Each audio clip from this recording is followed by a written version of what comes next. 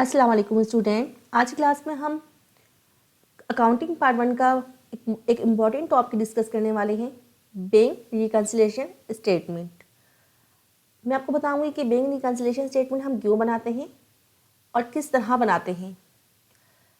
किसी भी बिजनेस की जो ट्रांजेक्शन्स हैं वो मोस्टली बैंक के थ्रू हो रही होती हैं, यानी किसी भी बिजनेस का जो लिंक है ये ट्रांजेक्शन्स बैंक के ज़रिए करता है।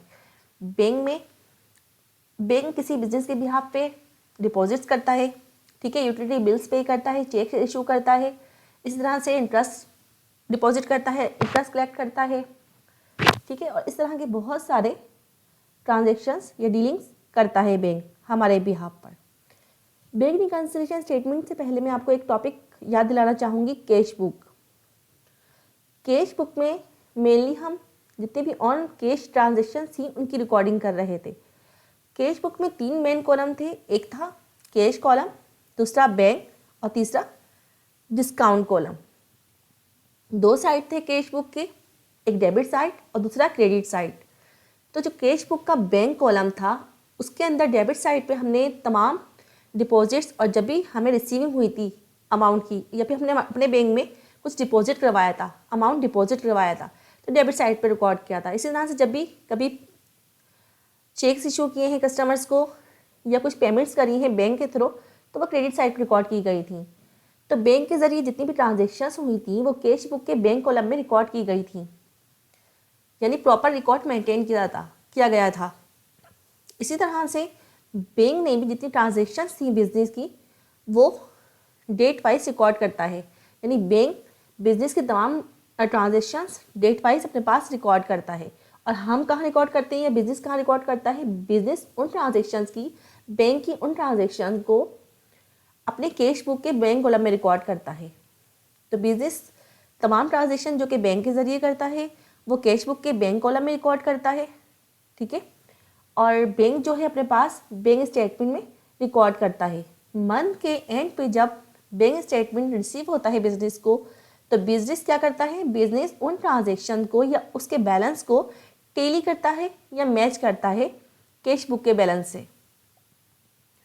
अमूमन बैलेंस मैच नहीं करता क्योंकि कुछ ट्रांजेक्शन डायरेक्टली बैंक में होती हैं जिसका बिजनेस को एंड में पता चलता है या मंथ के लास्ट में पता लगता है जब स्टेटमेंट रिसीव होता है। तो बैंक रिकन्सिलिएशन स्टेटमेंट क्यों बनाया जाता है? बैंक रिकन्सिलिएशन स्टेटमेंट मेनली उन ट्रांजेक्शन को रिकन्साइल करने के लिए बनाया जाता है ताकि वो तमाम जो बैंक स्टेटमेंट का बैलेंस है और जो कैश बुक का बैलेंस है बैंक कॉलम का वो मैच कर सके।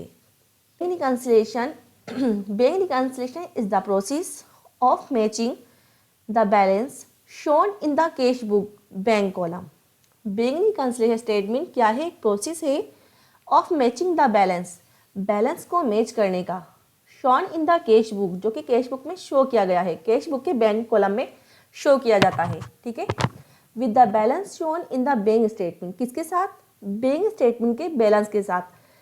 बैंक रिकन्सिलिएशन स्टेटमेंट एक प्रोसेस का नाम है मैचिंग के। किस चीज़ की मैचिंग के? कैश बुक के जो बैंक कॉलम का जो बैलेंस है उसको हम किससे मैच करते हैं? बैंक स्टेटमेंट के बैलेंस से। आगे देखते हैं, bank reconciliation is a statement prepared to reconcile. Bank reconciliation statement बनाया जाता है रिकन्साइल करने के लिए। रिकन्साइल बोलते हैं इस्लाह करने के लिए या मुताबिकत पैदा करने के लिए, दोनों बैलेंसेस को इक्वल करने के लिए। The difference between the bank balance as per cash book, दोनों बैलेंसेस में जो डिफरेंस होता है उसे रिकन्साइल करता है, यानी उसमें मुताबिकत पैदा करता है कि दोनों इक्वल हो सकें।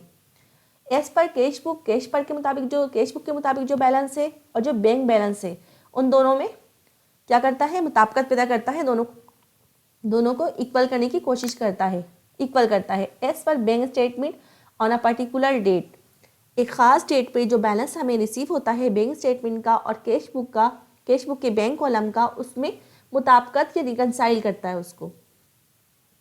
तो bank reconciliation statement mainly cash book के बैलेंस को मैच करता है किससे? बैंक स्टेटमेंट के बैलेंस से। कुछ रूल्स हैं बैंक रिकन्सिलिएशन स्टेटमेंट को बनाने के।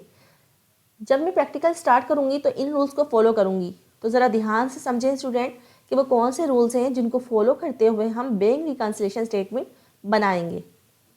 देखते हैं। नंबर फर्स्ट जो रूल है, bank statement can be reconciled in 3 different ways as follows. Basically exam में जो आपका क्वेश्चन आएगा वो बैंक रिकन्सिलिएशन स्टेटमेंट का आएगा कि आपको बैंक रिकन्सिलिएशन स्टेटमेंट बनाना है। सेकंड ये कि एडजस्टेड एंट्रीज आपको पास करने के लिए कहेंगे। तो क्वेश्चन किस तरह के होंगे, किस नौयत के होंगे? ये तो start from depositor book to bank balance. ये तो आपको डिपॉजिटर बुक का बैलेंस दिया जाएगा, ठीक है, जो कैश बुक का बैंक कॉलम का बैलेंस है, बैंक कॉलम के बैलेंस को दिया जाएगा, ठीक है। या फिर स्टार्ट फ्रॉम बैंक बैलेंस, या फिर बैंक स्टेटमेंट में जो बैलेंस दिया गया है वो दिया जाएगा। सिर्फ आपको दूसरा बैलेंस आपको खुद, एडजस्टेड बैलेंस आपको खुद फाइंड आउट करना होगा। Start from both depositors book balance and the bank statement balance, या फिर दोनों कैश बुक का जो बैंक कॉलम है उसका बैलेंस और बैंक का बैलेंस दिया जाएगा, ठीक है। जो क्वेश्चन हमारे पास होगा वो 3 तरीके से दिया जाएगा। या तो आपके पास सिर्फ कैश बुक का बैलेंस होगा और बैंक बुक का बैलेंस आपको खुद फाइंड आउट करना होगा, या तो फिर आपको बैंक बुक का बैलेंस दिया जाएगा, यानी बैंक स्टेटमेंट में जो बैलेंस आपके पास आया है at the end of the date वो आपको दिया जाएगा और आप उसकी हेल्प से आप कुछ ट्रांजेक्शन ऐड और लेस करके आप क्या करेंगे, कैश बुक का बैलेंस फाइंड करेंगे। या तो फिर बैंक बैलेंस और कैश बुक का बैलेंस दोनों दिया जाएगा। अच्छा स्टूडेंट, बैंक बुक को पासबुक ही कहा जाता है, यानी बैंक बुक को जो है पासबुक भी कहते हैं। तो अगर मैं आपको बैंक बुक कहूँ या बैंक स्टेटमेंट कहूँ या पासबुक कहूँ तो आप समझ जाइएगा, BRS, इसे शॉर्ट फॉर्म में BRS कहा जाता है जी। तो सेकंड रूल क्या है हमारा,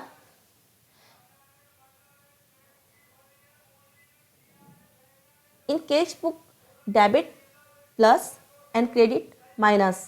कैश बुक में डेबिट का मतलब होता है कि आप उसको ऐड करना है और क्रेडिट का मतलब होता है उसे माइनस करना है। जो भी अमाउंट है अगर कैश बुक में डेबिट साइड पे है तो उसे हम ऐड कर देंगे और अगर वो क्रेडिट साइड पे है तो उसे हम माइनस करेंगे। इसी तरह से पासबुक या बैंक बुक में डेबिट का मतलब होगा कि माइनस करना है, ठीक है, और क्रेडिट का मतलब होगा उसे प्लस करना है। इट्स मीन के अपोजिट रिलेशन होगा। जब भी हम अपने पास कोई ट्रांजेक्शन डेबिट करेंगे तो बैंक उस ट्रांजेक्शन को अपने पास क्रेडिट करेगा और जब हम उस ट्रांजेक्शन को अपने पास क्रेडिट करेंगे तो बैंक अपने पास डेबिट करेगा। यानी कि अपोजिट रिलेशन है कैश बुक और बैंक बुक या पासबुक में। हम डेबिट करेंगे, बैंक क्रेडिट करेगा, बैंक क्रेडिट करेगा तो हम डेबिट करेंगे जी। ज़्यादा बेहतर तरीके से आपको जब मैं प्रैक्टिकल मोड पे आऊँगी तो आपको और अच्छे समझ में आएगा स्टूडेंट। नंबर थर्ड हमारा जो पॉइंट है वो देखते हैं, 8 items in cash book balance. जो चीज़ें कैश बुक में ऐड करने वाली हैं, यानी कि ये कुछ नीचे मैंने आपको कुछ पॉइंट शो करने जिनको आप कैश बुक के बैलेंस में ऐड करेंगे। Direct collection of notes, draft, bills by the bank on behalf of the business. जब भी कभी बैंक बिजनेस के बिहाफ पर डायरेक्ट कलेक्शन कर लेता है, यानी किसी कस्टमर ने डायरेक्ट आपका डिपॉजिट करवा दिया अपना अमाउंट, ठीक है, बैंक में, आपके बैंक अकाउंट में, वो या फिर ड्राफ्ट या फिर बिल्स बैंक में बिजनेस के बिहाफ पर डायरेक्ट डिपॉजिट होंगे, उसको कैश बुक में ऐड करना है। इसी तरह से डायरेक्ट डिपॉजिट बाय कस्टमर, कोई कस्टमर डायरेक्ट डिपॉजिट करवाता है, ठीक है, हमें रिसीविंग करनी थी, उसने हमें पेमेंट नहीं करी बल्कि डायरेक्ट हमारे बैंक में गया और जाकर उसने वो अमाउंट डायरेक्ट हमारे अकाउंट में डिपॉजिट करवा दिया, वो भी कैश बुक के बैलेंस में ऐड किया जाएगा। इसी तरह से interest allowed credit by bank. जब भी कभी बैंक हमें इंटरेस्ट देगा, ठीक है, इंटरेस्ट अलाउ करेगा तो वो बैंक अपने पास क्रेडिट करेगा और हम अपने पास डेबिट करेंगे। हम मतलब अपनी कैश बुक में बैंक कॉलम के बैलेंस में ऐड कर लेंगे उसको, ठीक है स्टूडेंट। नंबर 4 इसका जो रूल है, less items in cash book balance. ये वो चीज़ें हैं, ये कुछ पॉइंट्स हैं जिनको कैश बुक के बैलेंस से माइनस करना है या लेस करना है। कौन से पॉइंट से देखते हैं, इंटरेस्ट चार्ज बाय बैंक। जब भी कभी बैंक जो है कोई सर्विसेज देगा या वो इंटरेस्ट चार्ज करेगा, इंटरेस्ट मतलब ओवरड्राफ्ट की फैसिलिटी होती है और या तो फिर लोन वगैरह पे जो इंटरेस्ट लेता है बैंक, वो डायरेक्ट वो क्या कर लेगा, अपने पास डेबिट कर लेगा, यानी अपने पास हमारे अकाउंट से डायरेक्ट काट लेगा वो। ये हमें कब पता लगेगा, जब eight the end of the month के आखिर में स्टेटमेंट रिसीव होगा तो हम देखेंगे कि उसने डायरेक्ट इंटरेस्ट चार्ज किया हुआ है बैंक ने, ठीक है। तो बैंक ने तो अपने पास इंटरेस्ट चार्ज किया हुआ है, यानी उसने हमारे अकाउंट से डिडक्ट कर लिया था, डेबिट कर दिया था उसने, हम अब क्या करेंगे, उसने तो अपने पास डेबिट कर लिया है, हम अपने पास उसको क्रेडिट करेंगे, यानी कि अपनी कैश बुक से लेस करेंगे। ठीक है स्टूडेंट, आगे देखते हैं सर्विस चार्जेस या बैंक चार्जेस। बैंक जब भी कोई सर्विस देगा, सही है, बिजनेस के बिहाफ पर, तो वो क्या करेगा, बैंक चार्जेस अपने पास डेबिट कर लेगा। ठीक है, और हम क्या करेंगे, हम अपनी कैश बुक में से उसको माइनस कर लेंगे, क्योंकि हमें बैंक स्टेटमेंट के जरिए पता लगेगा कि सर्विस चार्जेस लिए हैं बैंक ने, ये बैंक चार्जेस उसने हमारे बिहाफ पर लिए हैं, तो हम अपनी कैश बुक से उसको लेस करेंगे। इसी तरह से डिसऑनर चेक या NSF चेक होगा, नॉन सफिशिएंट फंड का चेक, वो भी हम अपनी कैश बुक से माइनस करेंगे। डिसऑनर चेक या फिर NSF चेक कैश बुक से लेस किया जाता है। Standing orders, insurance, utility bills paid by bank, कुछ ऐसी एक्टिविटीज़ होती हैं जो कि बैंक बिजनेस के बिहाफ पर डायरेक्टली कर रहा होता है, जैसे इंश्योरेंस की प्रीमियम दे रहा होता है, यूटिलिटी बिल्स दे रहा होता है, स्टैंडिंग ऑर्डर्स, कुछ ऑर्डर्स वगैरह की पेमेंट्स कर रहा होता है। तो इस तरह की जब वो डायरेक्ट पेमेंट्स कर रहा है तो ये हमें स्टेटमेंट के थ्रू पता लगता है, और फिर हम उसे कैश बुक में से भी माइनस करेंगे।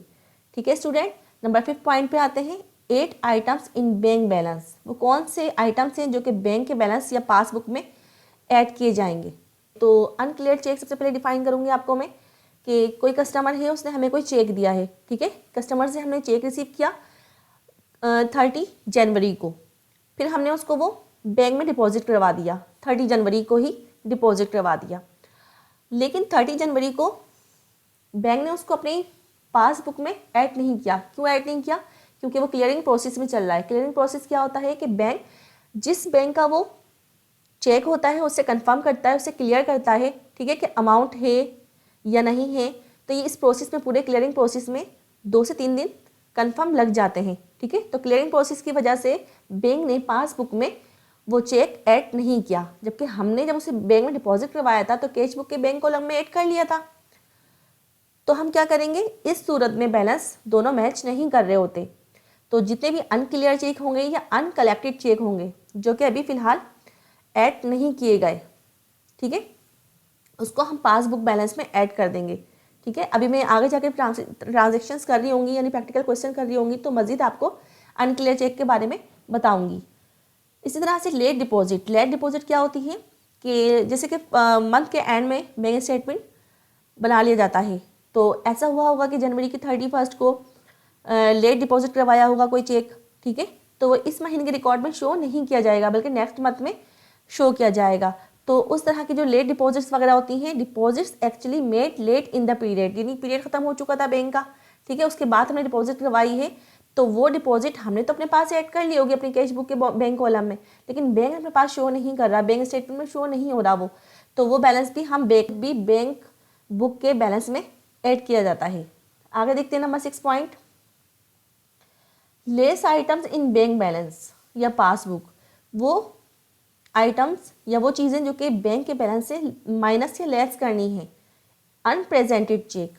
अनप्रेजेंटेड चेक क्या होता है कि बाय चांस कि मैंने एक चेक इशू किया है कस्टमर को, जो कि उसके अंदर 15 डेज़ का टाइम है, ठीक है, अब जब मैंने फर्स्ट करें कि वो मंथ के एंड में इशू किया है,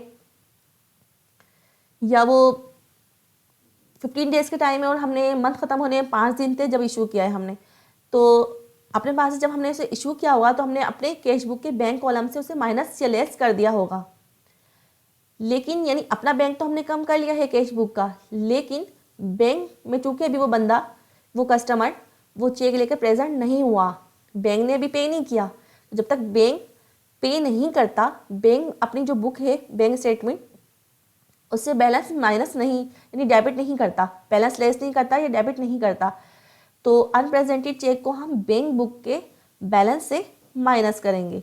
ठीक है, अनप्रेजेंटेड चेक वो होता है जो कि कस्टमर प्रेजेंट नहीं होता बैंक में लेकर, ठीक है, तो जब तक वो पे नहीं किया जाता उस वक्त तक बैंक उस अमाउंट को डेबिट नहीं करता बैंक स्टेटमेंट से। तो हम क्या करेंगे, उसे रिकनसाइल करने के लिए अनप्रेजेंटेड चेक को या अनपेड चेक या आउटस्टैंडिंग चेक्स को क्या करते हैं, बैंक बैलेंस से माइनस कर देते हैं। आगे चलते हैं स्टूडेंट, नंबर 7 पॉइंट है करेक्ट एरर्स केयरफुली। इसी तरह से बैंक स्टेटमेंट में भी और कैश बुक में भी कुछ एरर्स हो जाती हैं, गलतियां हो जाती हैं, ठीक है, तो एज पर रिक्वायरमेंट ये बैलेंस जो गलतियां ऐड और डिडक्ट कभी ऐड किया जाएगा, कभी माइनस किया लेस किया जाएगा एरर्स को, depending on whether they increase और डिक्रीज द बैंक बैलेंस। ठीक है, तो कभी बैलेंस ऐसा होता है कि ज़्यादा आ रहा होता है, इंक्रीज हो रहा होता है, कभी बैलेंस कम आ रहा होता है, कभी कैश बुक का बैलेंस इंक्रीज कर रहा होता है, कभी कैश बुक का बैलेंस डिक्रीज कर रहा होता है, कभी बैंक बुक का बैलेंस इंक्रीज कर रहा होता है, कभी बैंक बुक का बैलेंस डिक्रीज कर रहा होता है। तो ये सिचुएशन पे होगा, जिस तरह की सिचुएशन होगी उस तरह के एरर्स को देखते हुए ऐड या डिडक्ट किया जाएगा एरर्स को। ठीक है, date must be mentioned, always prepares BRS on a specific date. आपको जो BRS या बैंक रिकन्सिलिएशन स्टेटमेंट बनाना है वो स्पेसिफिक डेट, एक ख़ास डेट के मुताबिक बनाना है। ठीक है, एक ख़ास डेट पे बनाना होता है आपको। इसी तरह से final balances must watch after adjustment both balances should become equal. Adjustment करने के बाद रिकनसाइल बैंक रिकन्सिलिएशन स्टेटमेंट जब बन चुका होता है, उसे हम रिकनसाइल कर लेते हैं, तो उसके बाद यानी एडजस्टमेंट के बाद जो बैलेंस आएगा वो ऑलवेज भी इक्वल। ठीक है, शुड बी इक्वल, इक्वल होना चाहिए, यानी कि कैश बुक का बैंक कॉलम का जो बैलेंस है वो किससे टैली होना चाहिए, किससे मैच होना चाहिए, बैंक स्टेटमेंट के बैलेंस से। यानी बैंक रिकन्सिलिएशन स्टेटमेंट बनाने का मकसद ही हमारा होता है कि उस बैलेंस को बैलेंस करना या फिर इक्वल करना। नंबर लास्ट पॉइंट देखते हैं हम। लास्ट जो हमारा रूल है, डेबिट बैलेंस वर्सेस ओवरड्राफ्ट।